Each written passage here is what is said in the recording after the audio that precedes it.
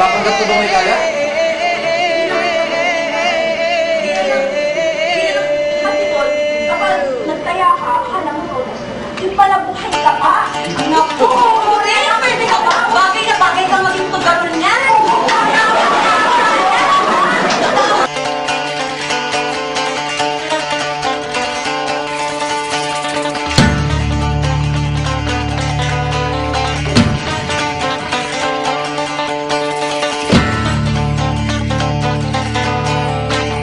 Isa sa pinapangarap ng estudyante ay makilala siya bilang isang mahusay na artista sa entablado man o sa pelikula.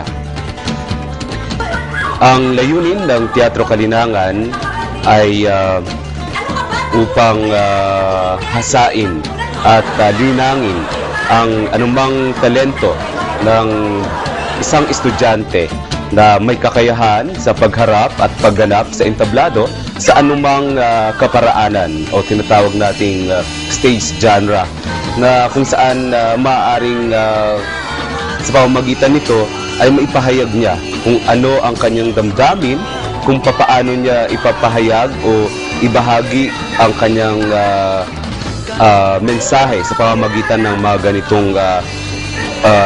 ganitong programa o ganitong sining. So, ang Kalinangan, ito yung parang, kung nandito ka sa college, sa campus na kung saan wala kang pamilya, sila yung magiging pinaka-pamilya mo, pangalawang pamilya mo, na kung saan ang magsisilbing ama mo ay ang aming direktor, si Sir Om, at ang mga kapatid mo naman, dami-dami mong kapatid, yung mga co-Kalinangers mo. At talagang napakasayang makapasok dito sa theater na to. Hindi ko nga akalain na magtatagal ako sa theater na to kasi noon parang akala ko hindi ako magtatagal sa mga kasama ko, nahihiyain pa ako noon. Pero yung pinaka naging impact niya sa akin, kung titingnan mo ako noong first year at ikukumpara mo nung nag-fourth year na ako, kung ano yung hiya ko noon, na dati nakayukulang ako sa paglalakad, ayun, nakatas doon na, yak lang. Nawala na yung hiya mo at talagang naging bibo ka. Hindi lang sa, yung parang ang pinaka naging resulta niya, hindi lang sa talent mo kasi may enhance talaga yung talent mo dito. Pati na rin sa pagkatao mo, sa mga personality mo. Marami kang makakasamang mga tao na iba-ibang ugali, iba-ibang personalidad. Doon ka matututong makibagay. Kung saan ay talagang magagamit mo talaga siya sa pang-araw-araw mong buhay. At talagang matututo ka dito na madisiplina. Yun yung pinakakulang sa akin nung pumasok ako dito. Medyo wala akong disiplina. Pero dito talaga matututo kang sumunod sa mga utos. Makakaranas ka ng mga nandyan yung galit, yung tuwa. Minsan, naalala ko pa si Sir O na talagang sa galit ka sa amin. Hindi natin niya kami ng upuan. Matututo kang umilag. Magiging maliksyan yung pangatawan sa pag-ilag. Ayokong sabihin na nagsisisi ako dahil isa lang yun sa paraan. Isa sa mga hindi ko malimutan na, isa sa mga nangyayari na pagdidisiplina ko ay ipakita ko kung gaano ako ka-sincere pagdating sa ganitong grupo. Siyempre, kapag kasali ka sa isang teatro, mahirap talaga, kailangang disiplinado ka at kailangan kung anong oras yung practice, dapat 30 minutes ahead dumating ka na. So, hindi may iwasan sa amin kasi siyempre, pasaway din. Hindi lamang pasaway, siguro may mga personal na mga nangyari, kaya yung iba nagkanda late, yung iba kahit na nandito na, hindi pa rin nakikinig kay Sir Oms. Kaya yung nangyari, malapit na yung play, siguro mga 3 days. Hindi, 2 days ata. 2 days na lang bago mag-play, nag-walk out si Sir Oms.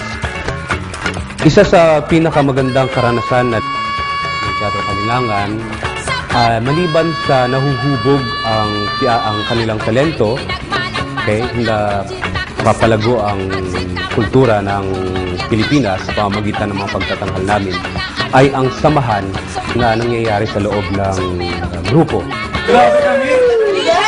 Kasi ang modern with drinking ganito, ang hirap lang, 70% na yung pumapasok, pero wala yung lumalabas. Alam mo ba yun? Sige na!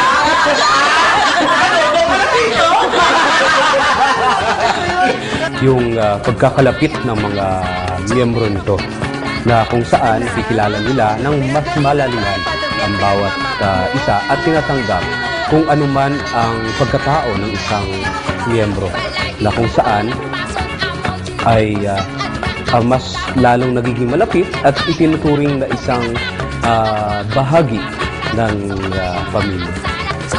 Diyan ko nakita yung iba't ibang klase ng tao, saka yung iba't ibang klase ng mga talentadong tao. Kasi bukod sa nakakakilala ka na ng mga bagong kaibigan, natututo ka pa through them. Kasi napaka-professional nilang mag-approach sa'yo. Tapos, ang saya-saya nung bonding. Na parang naging family ka na, family na kayo, parang bagong family sa school na akala mo hindi mo makikita. Parang hindi mo ine-expect na mahanap sa isang organization.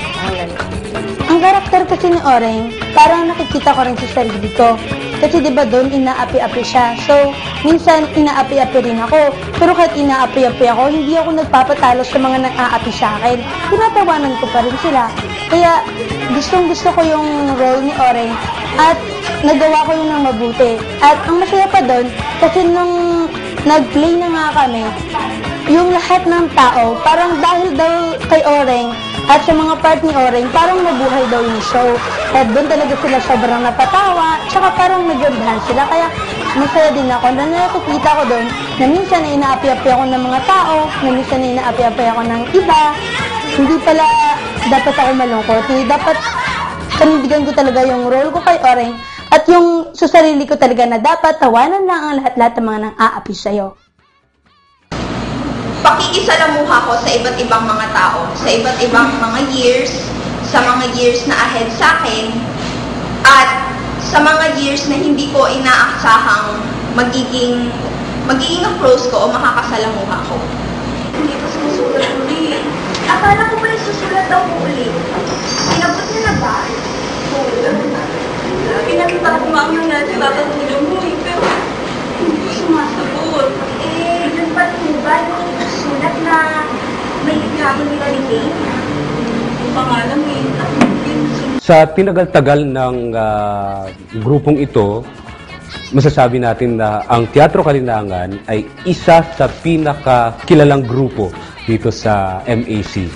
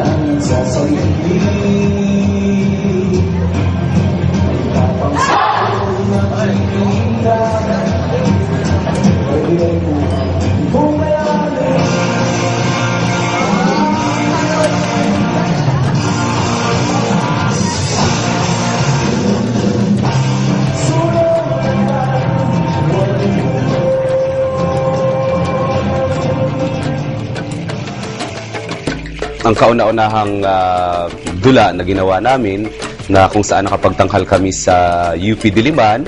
And yun po yung pinakaunang play na ginawa namin ni Sir Oms, yung Lucilawan po. Yung Lucilawan is a story tungkol dun sa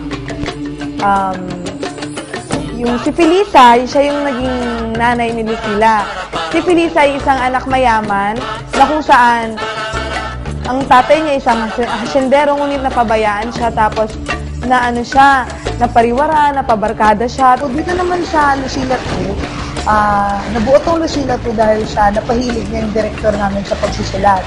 Kaya nagkaroon na ng sequel ng Lucila 1, ito na nga yung Lucila 2. So, sa kwento na to, dito yung kwento talaga na to ay umikot talaga na sa buhay ni Lucila. Hindi katulad nung dati sa Lucila 1 na umikot muna kay Felicia. Dito is, ang pinaka-focus na talaga ay yung buhay ni Lucila, na kung saan ay ipinakita na kung paano siya lumaki kasama ni Mang Kinoy at Aling Maria na mga umumpon sa kanya. Pangalawa naman po, yung pangalawang production ng Kalinangan, yung Lucila 2. Ako po yung naging Bianca na may asawa po ni Mr. Richard Romualdez.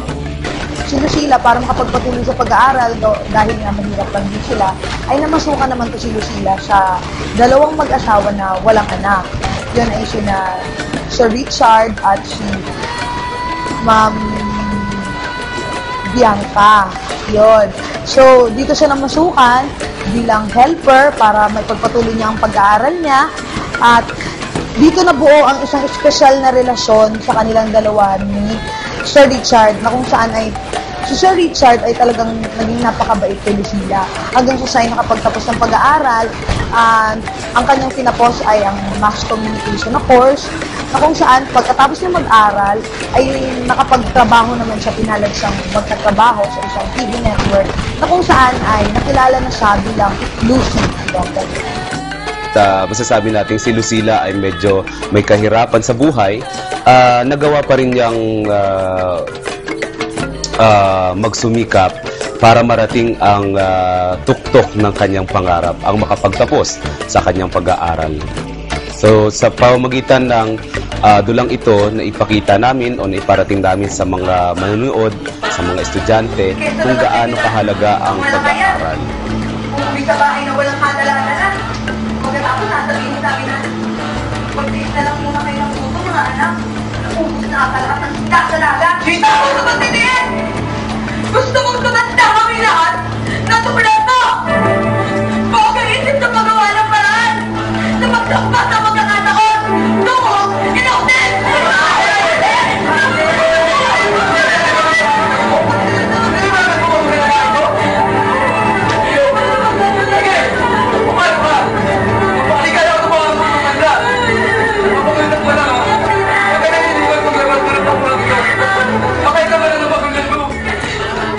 Ang kwento ng mga abong pangarap ay umiikot sa isa sa mga anak niya, Mang Julio at Aliceria. Pinapakita dito ang kahirapan ng pamumuhay sa Inabagat, Quezon. Noong una, hininikayat ni Aliceria na mga ibang bansa si Lucila. Ngunit hindi pumapayag si Lucila. Mas gusto pa niyang dito na lamang sa Pilipinas. Ngunit di rin naglaon na papayag din sa ni Aliceria. Nakapunta siya sa Australia sa pamamagitan ng pagsusulat sa kanyang labas sa dyaryo, yung penpal, gusto kasi daw niya yung penpal. Tapos noon, nakilala niya itong Kane, isang Australiano. Nagpunta siya sa ibang bansa, kinasal, siguro natupad nga niya ang kanyang pangarap na makapunta sa ibang bansa. Pero yung kanyang pangarap para sa kanyang pamilya, hindi natupad. Umuwi siya, hindi bilang siya, kundi isang abo na. Ayusin namin? Patay na? Ewan ko. Hindi ko alam. Ayusin namin? Abo na? Nay! Nay ko! Ano na kami na?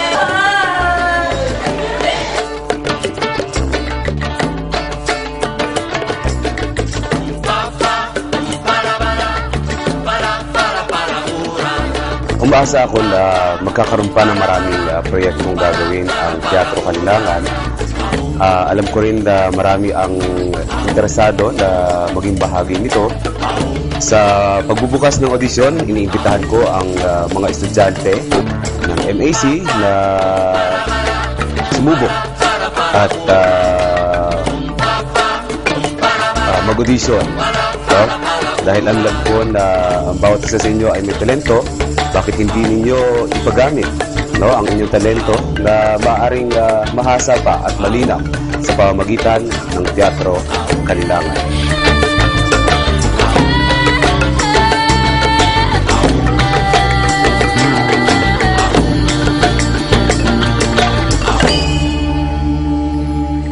Aum,